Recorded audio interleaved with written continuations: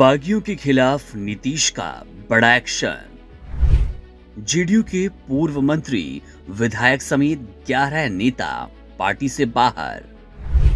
कौन है ये 11 बागी नेता?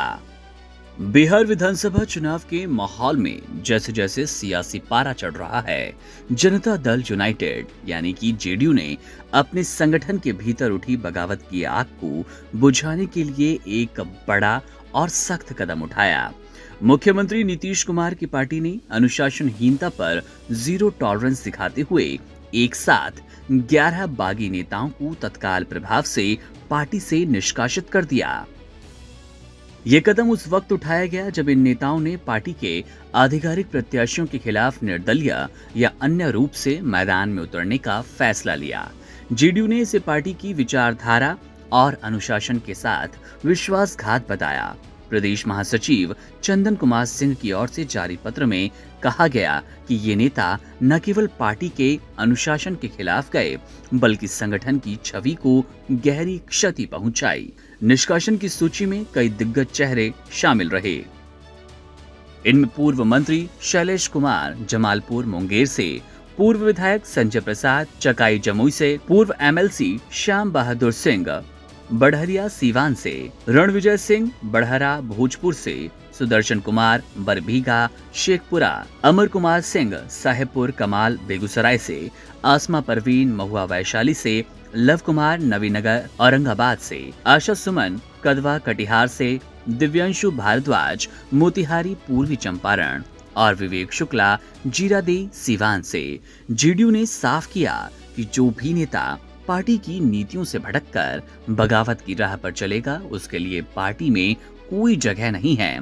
नीतीश कुमार ने ये संदेश देने में देर नहीं की कि अनुशासन तोड़ने वालों पर कोई नरमी बरती नहीं जाएगी। बिहार में इस बार जेडीयू कुल 101 सीटों पर चुनावी मैदान में है। पहले चरण में 57 और दूसरे चरण में 44 सीटों पर अपनी किस्मत आजमा रही जेडीयू।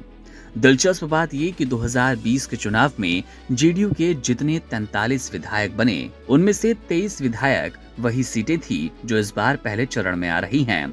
ऐसे में पार्टी के लिए पहले चरण का चुनाव बेहद निर्णायक है।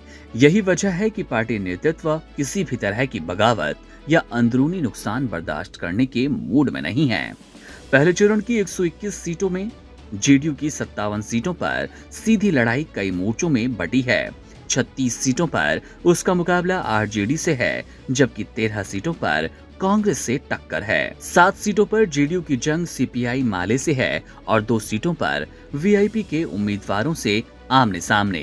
इस बीच 23 सीटों पर आरजेडी और बीजेपी के बीच भी मुकाबला है। कांग्रेस और बीजेपी की सीधी भिड़ंत सिर्फ 13 सीटों पर है। चिराग पासवान की एलजेपी रामविलास 10 सीटों पर आरजेडी के खिलाफ मोर्चा संभाल रही है, जबकि भाकपा माले 5 सीटों पर बीजेपी को चुनौती दे रही है। मुकेश सहनी की वीआईपी पार्टी 4 सीटों पर बीजेपी से भिड़ेगी और उपेंद्र कुशवाहा की आरएलएम के 2 प्रत्याशी आरजेडी से मुकाबला कर रहे हैं। बिहार में चुनावी रण का शंख बज चुका है। पहला चरण 6 नवंबर को और दूसरा चरण 11 नवंबर को होगा। मतगणना 14 नवंबर को तय है। एनडीए ने सीट बंटवारे का फॉर्मूला पहले ही घोषित कर दिया। जेडीयू और बीजेपी 101 सीटों पर, लोक जनशक्ति पार्टी रामविलास को 29, जबकि हिंदुस्तानी आवाम मोर्चा और राष्ट्रीय लोक मोर्चा को 6 सीटें दी गई हैं। सभी उम्मीदवार मैदान में हैं, लेकिन नीतीश कुमार की इस कार्रवाई ने ये साफ कर दिया कि इस बार पार्टी अनुशासन और निष्ठा के सवाल पर कोई समझौता नहीं करेगी।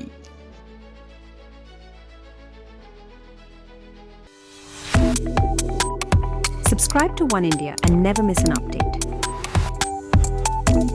Download the One India app now.